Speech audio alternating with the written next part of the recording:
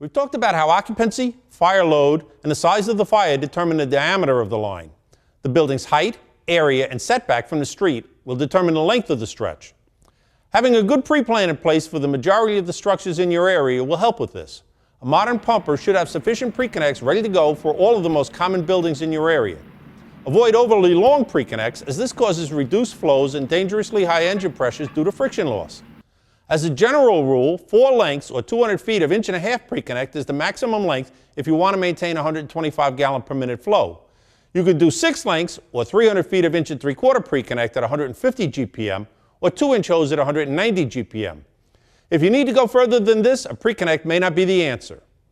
One way to go further is to start with 10 to 12 lengths of 2.5-inch hose in the hose bed, then attach 4 to 6 lengths of 1.75-inch on top for better handling near the fire area. A good way of estimating the amount of hose length needed in a large building is to add the length plus the width of the building.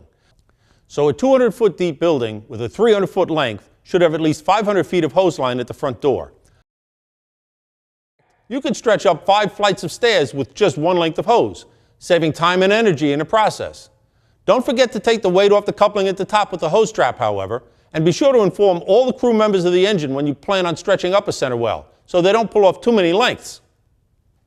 Another method of stretching the hose line is by utilizing a rope to hoist the hose line up. The first time I saw this method of stretching, I was amazed.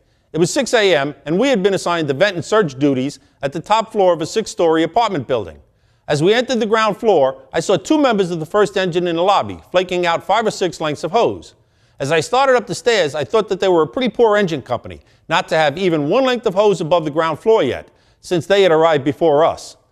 Well, when I rounded the staircase on the 5th floor, I was amazed to see a fully charged line coming in the stairway window. In fact, they already had the fire in the first room darkened down. What I had thought was utter confusion in the lobby was actually a well-executed hose stretch. The officer and 2 crew members had gone ahead of the hose line crew and went to the staging area between the 5th and 6th floors with a plastic bottle of rope.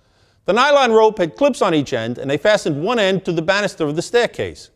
With that end secure, the whole bottle is dropped to waiting firefighters below. A 1.5-gallon bleach bottle easily holds 100 feet of 1/4-inch nylon rope. This technique works well for stretching up a fire escape as well. Be careful though, a fire escape stretch should not be the first tactic used. As a good fire officer, you will need to know when and where to commit your troops at any given fire scene. There are 3 factors that will help you decide.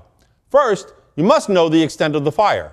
Is there time to go into an offensive mode, or has the fire grown so large that a defensive posture is called for? Another factor to consider is the ability of your troops and the resources at their disposal. A pumper that arrives on the scene of a heavy store fire with 3 men and only 1.75-inch pre-connects will be at an extreme disadvantage. If there are exposures threatened, send your crew there first. They will have little effect on the original fire store. On the other hand, if they were equipped with a large diameter supply line and a pre-connected master stream, they might be able to protect the exposure and darken a store fire by themselves. The third factor to consider before committing troops to an interior attack or protecting exposures should be the building construction. Even if the exposed building is made of non-combustible materials, extension may be possible. An exposed window in a brick wall can be all the fire needs to extend into the exposure. Radiant heat travels in straight lines. Therefore, distance and water on the exposure are the best protection from it. Wood frame houses present a severe exposure hazard. As fire vents out the windows, the siding can ignite and add to the heat that is threatening the exposures.